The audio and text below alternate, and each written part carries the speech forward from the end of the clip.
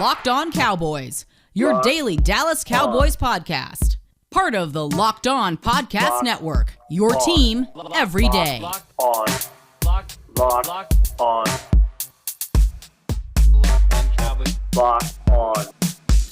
Cowboys. Welcome back to the Locked On Cowboys podcast, part of the Locked On Podcast Network. Thank you for tuning in. I am your host, Marcus Mosher. You can follow me on Twitter at Marcus_Mosher. And joining me today, as always, is my co-host, Landon McCool. You can check him out on Twitter at McCoolBCB. You can also listen to him on the Best Coast Boys podcast. Landon, did you fly your own private helicopter into this podcast today to prepare for it? Clearly. I mean, even in preseason podcast mode, I still fly my helicopter in for every podcast. Glad you made it on time. At least you're not a Stephen Jones, right? You made it on time. I only do. Yeah, exactly. Steve was probably late because he was probably obsessively watching somebody pick at their eye to try to get a contact lens in, because that was definitely my least favorite part of the entire episode. That is the most relatable part of Hard Knocks by far for me. I mean, obviously, I was never a football player. I don't know why I said obviously. Maybe you guys didn't know that, but yeah, putting context in after they get one poked out and when your hands are all sweaty and you've got gloves on is really, really difficult. It's relatable, but tough to watch. Let's just say that. Jeez. Good Lord. I don't know what was tougher to watch, that or Ben DiNucci throw 3 interceptions, but we'll get to him in just a little bit. So we're going to do some of our biggest takeaways from the third episode of Hard Knocks. But before we do that, Landon, I want your overall thoughts of the season so far. Good, bad, boring? What do you think? I mean, I think it's fascinating to me. Okay. But I honestly think that anybody who doesn't follow the Cowboys or isn't a Cowboys fan, it's got to be the most boring Hard Knocks of all time, right? Nothing controversial seemingly is happening or anything like that. Do you think it's because teams have kind of gotten smarter about this? Like, they're saying no to more of like the good stuff, right? Like, if you remember these Hard Knocks from like the late 2000s, right? Like, they would get some really interesting stuff, like in the the meeting rooms about players and guys they were going to cut and all that kind of stuff. And it just seems like we've gotten none of that so far. I mean, ever since watching Dave Campo just make an absolute fool of himself in that first Cowboys Hard Knocks, it's just. It hasn't been the same. I mean, I think about like the Darrelle Revis negotiations and how ridiculous Tenenbaum looked like in all of that. Well, I'm thinking what about when Joe Philbin had to cut Chad Johnson? Remember that? Yeah. He brought him into his office and they had this long talk. I mean, that was really compelling. We haven't had anything like that at all so far. Yeah, I mean, it's very, it's very gloss. It's very homogeneous. Not homogeneous. It's very, sterilized. It's very. Everyone's acting. Everyone knows they're on camera and everyone knows they're on mic and they're responding as such. I think that there's just more of that. There's just more awareness by these players and more comfort with being on camera or seeing some. I don't know that they're comfortable with it in their meeting rooms all the time, but it seems obviously that from what we've heard from the players and the coaches themselves, there's actually a lot of times when they're literally not even aware that they're there. So I think that's probably the time that they're getting the most honest. I think when they're on the sidelines, it's like I mean, even with the whole segment with Cooper, you saw Cooper look at the camera like 2 or 3 times. They know they're on camera. They kind of clean it up a little bit probably. We're still going to break down this episode, and we're going to talk about some of the bigger winners and losers. I want to talk about the biggest star of Hard Knocks so far. I'm not even sure it's close, and I'm curious to hear your opinion. But Trevon Diggs' son, man. I mean, he's got to be the winner, right? Unbelievable. That kid was just, I mean, pure personality. And I don't have a son, but I definitely recognize that age for sure. Oh, That's very familiar to me right now. Well, the best part was when Trevon asked him, which jersey are you going to wear today? Yeah. Patrick Mahomes. Yeah. He's like number 4. And he's like, who's that? It's Patrick Mahomes. You know? It's like, no, who is it? Patrick Mahomes, you know? Like, it's pretty clear Dak that's the Prescott. one he Yeah. wanted to wear, but yeah, I that kid mean, is you know, fantastic. And then just shouting absolutely. at his dad on the field, Yeah. telling Trying him to to get his do good. attention. Oh, Yeah. it's so good. Yeah. Trevon just gave him like a thumbs up, and that kid's never gonna forget that moment. I mean, I'm sure he's gonna have lots of this with his dad playing in the NFL, but he won't forget that. Yeah, that to me, that was the best thing I've seen in Hard Knocks so far. It was just so funny. That kid's a superstar. All right, a couple other takeaways or big winners. I mean, I think the thing that's going to be the lasting memory from this episode is, other than Hardy putting his contacts up, is that camera shot, right? The 3-minute drone shot that they took 15 times to do. I don't know if you heard this story, but I didn't. Yeah, so they did it 15 times, and they got it wrong the first 14, and the last one was rushed because there was a boxing match in the facility later that day. So they did it one more time, and they tried to fly through it to do it. And they eventually got it right on the very last time they did it. So just absolutely incredible camera work. I don't know how you pull that off. I don't know how you make it look that good and that clean, but just absolutely incredible. It really was. It was, I mean, and it just kept going. 3 minutes. I mean, if that really is one shot, that's so incredibly impressive. And even if it was edited together, it's good editing work. So no, it was. That was one clean shot. That's one clean 3.5 minute shot. That's unbelievable. Piloting, you know, I mean, by the guy who was operating the drone, clearly. So, and yeah, just really great. You know, I haven't been to the Star yet, despite having gone back to Dallas several different times. I definitely need to make a trip out there. But, you know, having seen so many pictures and videos inside the Star, it was great to kind of get the perspective of where everything was actually laid out, kind of in a very 3-dimensional way. So, yeah, incredible camera work. Incredible to kind of, like I said, get a peek inside of what the facility is like, and the flow between the locker room and the meeting rooms, and then how the outdoor field kind of is right next to. You can just walk right onto the indoor field and that sort of thing. So I thought that all of that was really, really cool. It's like not just as a camera. Yeah, I was gonna say it's like a little town though, right outside the facility, right? They've got all these buildings and hotels, and it's all kind of connected right into this, you know, one big practice facility. I mean, it's absolutely incredible, and the shot was unbelievable. So it really was, yeah. We're going to talk about some more winners and losers in just a second, but before we do that, I want to tell you guys about BetOnline. As always, BetOnline is your #1 spot for all the pro and college football action this season. Head to the website or use your mobile device to sign up today and receive your 100% welcome bonus. BetOnline is the fastest and the easiest way to bet on all of your favorite sports, from football, basketball, boxing, right to your favorite Vegas casino games. Don't wait and take advantage of all the great offers available for the 2021 season. BetOnline, your online sportsbook experts. Just make sure you're using that promo code LOCKEDON. Winners.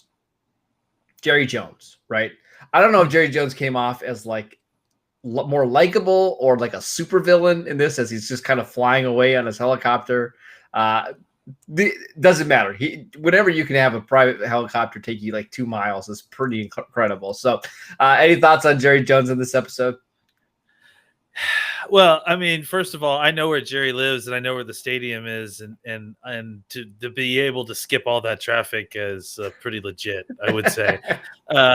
Whatever you feel like, you know, however you felt about Jerry Jones walking into this situation, your opinion didn't change him. You know, it's the same.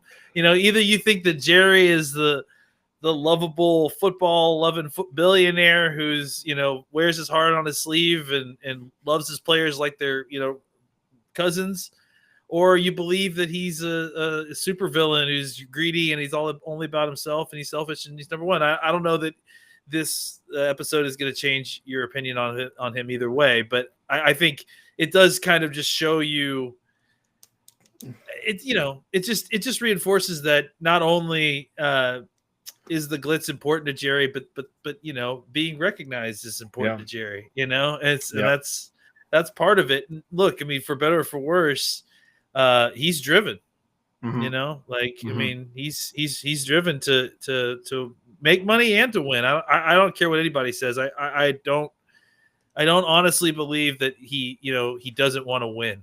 I agree. Yep. I think a lot of people talk about like that it's about money. I sure think it's about money. That this episode kind of talked about that, and the endorsement deals that were very unique in the early '90s, and and everything that he's done for individual teams in the NFL and that sort of thing. But I think at the end of the day, you also see a guy who's clearly very serious about football and very serious about trying to get a team that's winning, and he's frustrated by this too.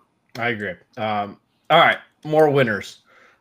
Meeting room snacks. Just a lot of snacks in this episode. Man, it made me hungry. So my question to you, Landon, if you're in a meeting room, what kind of snacks do you want available to you? Man, it's the key thing is to make sure you have a good mixture of sweet and salty. Salt. Yeah. That's the key. Is that so you want like I'm a sucker for like peanut butter filled pretzels and I agree. I love pretzels. Yep. Yeah, pretzels. Well, I like hard pretzels. I don't like soft pretzels so much. Like I don't know why, like, but I mean yes, the texture I like, but there's something about like I don't know. I need the crunch of this in the salt with it. Yeah. Yeah, I agree. Yeah, and I think you need to get like I saw Zeke rolling up the sour. I think the sour fruit roll up. Yep. So you got to get some because I mean if you're in those meeting rooms for a long time, it's like you got to have some sugar to keep you up.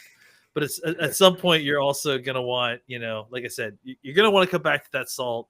Mm-hmm. So definitely make sure you got like chips or maybe something. If it's a meeting room, maybe you want something that's less loud when you're chewing. So maybe focus on something a little pretzels less crunchy. And peanut butter M&Ms. I'm good with those too. I can roll with those. That'd be enough. Snacks are very, very good. This one. All right. Some other winners: Amari Cooper, CeeDee Lamb, like their little 30-second clip of them like kind of working on releases I thought was pretty cool. The fact that we actually got like a 3-minute Amari Cooper segment was actually pretty cool. Yeah. Anything else on those two? I mean, it was surprising, because I mean, I think coming into this, we talked about the fact that we didn't necessarily think that Amari Cooper was going to be. I mean, I thought that they would do a segment on him just because he's kind of a unique person, and maybe they'll do some more stuff on him. But I didn't think it was going to be like that necessarily. Yep. It was interesting to kind of see that and see his personality with Lamb and kind of mentoring him there. I thought that was really interesting. I also thought that not to bounce around, but I also thought the spades tournament. I was just about to mention that when card games are back, man. Man, that was so great. That was so awesome. That guy, I mean, don't ask me to come down here no more is going to be on a t-shirt somewhere at some point. Because are you a card playing person?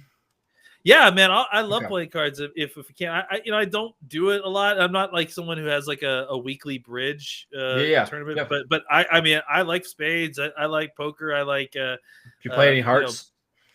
Yeah, I have played hearts, but I don't. I mean, I would have. I'm one of those guys that probably needs to be taught each time how to play the game one round, and then I get really good at it. So I thought that was a pretty cool scene. I like that one quite a bit. I really like that too. All right, let's get to a couple more winners. I don't know if you can get this one a winner, but Dak's story about just how much he hates people in mascot costumes is very relatable. Funny. I just will say that. I mean, he must really struggle at Halloween. Just kind of like describe, because at one point he actually described, like guys in like what sounded like a haunted house or whatever with like one of those fake chainsaws. Yes. He said, "What if they got real chains? That'd be a perfect way." And he was describing a conversation to his mom that must have just terrified that poor woman. When just like, "Oh, that's how I get away with murder." And she's like, "What are you talking about, Dak?" That's hilarious. I thought that one was pretty good. All right, we're gonna get to some losers in just a second, but before we do that, Built Bar is the absolute best tasting protein bar out there. You guys know that. It's hard to even explain it. Real chocolate with amazing flavors. It's just a great combination of low calories, high protein, and low sugar with no crazy additives. Best of all, they taste fantastic. Go to BuiltBar.com and use promo code LOCKED15 to get 15% off your next box at BuiltBar.com. All right, our guy, Isaac. I can't decide if he's a winner or a loser because his family was incredible. I kind of liked hearing the story, but that first 2-minute intro to open up the show of him just getting beaten over and over again, it's pretty rough, Landon. How would you characterize his storyline so far? I mean, first of all, Philbin was just unrelenting on him. Look, he deserved it, though, right? He's hard coaching him, and that's the only way that this guy's going to get better at this level, right? Like the man from Monterey. He's just he's kind of here on a program that clearly means that there is a sizable gap in his level of play versus the guy above him, right? He talked about not playing college, right? Yeah, and it's such a difficult learning curve. It's such a difficult hill to climb, and I think they could have put a bunch of positive plays out there, and they could have right, like they did last week with Ben DiNucci. Yeah, to a certain degree, right? Where they could have easily edited some stuff together to make him look like he's incredibly competent and doing well. But I mean, they showed the reality is that he's got a long way to go. He's a big, strong kid who's tough and he's willing to learn. And I think that he, because he's going to be able to learn while doing this full time because of the situation. I think that he's going to get better, and I do believe in him continuing on the team, with that special designation. But I also think it's good that they gave us a realistic view of just how behind the eight ball this guy is for not having played, a high level of high school football, even really. And then certainly no college. I mean, well, that's really the reason I think Hard Knocks, the show, was invented, right? To just show you how long of a shot some of these guys are, like Isaac, right? Like, it's incredibly hard to make a 53-man roster, especially if you have not played in college and you're very new to the game. I think that's actually when the show is at its best. So I am glad that they showed a lot of the negative plays. They showed him messing up in a couple of the drills and Joe Philbin just cussing him out. But yeah, that part was good. Ben DiNucci, Landon. Thoughts? I'm just going to leave it there. Well, there was that scene up front where he threw the ball, and I think it was Hardy was actually next to him, and he goes, "Yeah, man, sometimes you just throw the ball, you just kind of know it's going to be a good night." And just knowing what's about to happen. It's so funny. It was just too much, man. It was just unbelievable. I mean, McCarthy just furious at both Garrett and I saw you could see now it makes total sense why Cooper Rush is going to be starting this week, right? Like, I think McCarthy gave up after that play, after the fumble from Garrett Gilbert. Like, I just think he realized his internal clock is never going to speed up. He's always going to have this issue, and it's time to move on. Like, I think you could literally see him quit on Garrett Gilbert.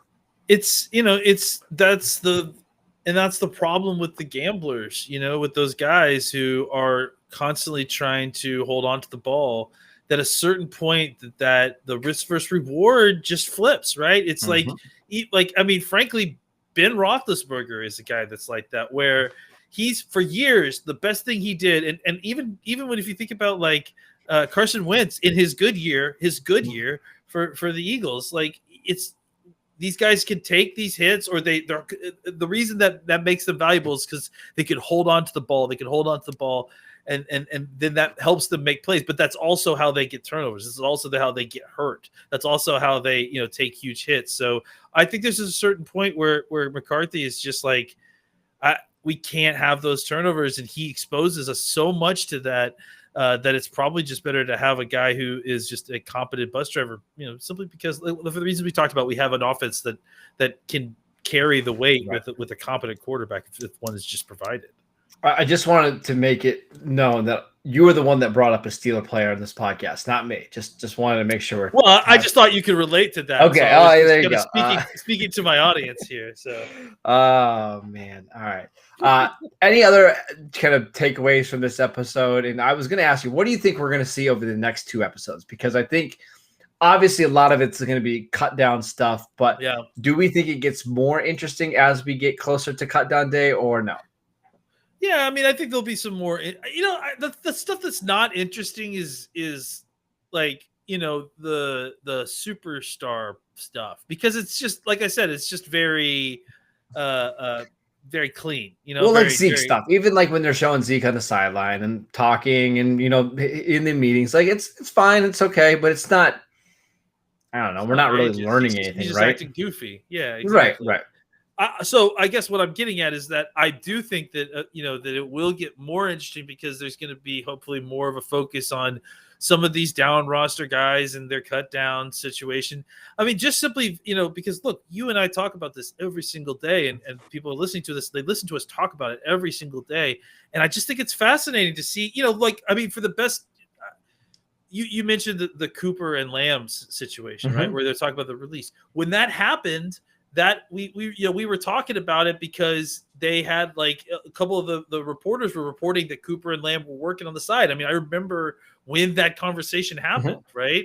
And so to see it now, actually getting to hear what they were Right. saying and what they're Right. talking about, that's really intriguing to me, just because there's a personal tie there. I feel the same way with a lot of what's going to happen with the last few episodes of Cut Down, because we're going to be talking about these guys, and then suddenly they're going to get cut down. We'll get to watch some of that, and it's kind of heart-wrenching. And, part of you starts to regret some of the cuts that you personally are making on your team. So, yeah, I do think that the last few episodes are going to be more human interest stuff with some of these down roster guys that'll be more real. And I think that stuff is fascinating. Do you think we get any more Dak Prescott like injury related news in the next couple episodes, or do you think because we've gotten so close to the season, like the Cowboys are just going to say no to all that because it's a little bit of gamesmanship with the Buccaneers? I mean, I don't know what else there is to necessarily report. You know what I'm saying? Like, I think that if everything, unless there's a setback, there's that to like that, to view, I guess, or not view, or we'll see, Yeah. right? But I think at this point, the idea is mostly that they're just going to kind of ramp up day to day, and when they get closer, I guess the question is, will we see the beginning of that, the real true beginning of that ramp up, and Dak actually practicing by the time that we reach the end of these episodes? I'm guessing we will. I think we probably will too, just because Yeah. they're getting closer and closer.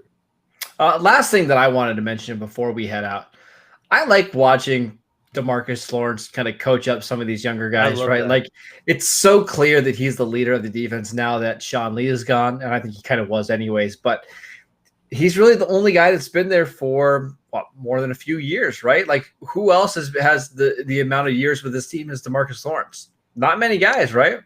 No, I mean, the only guy that's even kind of close to his age is Randy Gregory, and he's been on and off the team so much. He certainly doesn't have the skins that D-Law has, and frankly, most players on the team don't have the skins that D-Law do, even on the offense. So, Right. I think it's a natural fit for him, and he's a great player leader, counterbalance to the coaching, right, where they're very kind of clean and clear with their messaging, and D-Law is just about play style and play attitude and how to so who cares if the tight end's there? Yep. Run the right F through him, that's the kind of stuff you need from the leaders on your team to give confidence to the younger guys so they can play better and play faster. I agree. I got one more thing to ask you before we head out. This is just a overreaction. I'm probably reading too much into it, but I want your thoughts.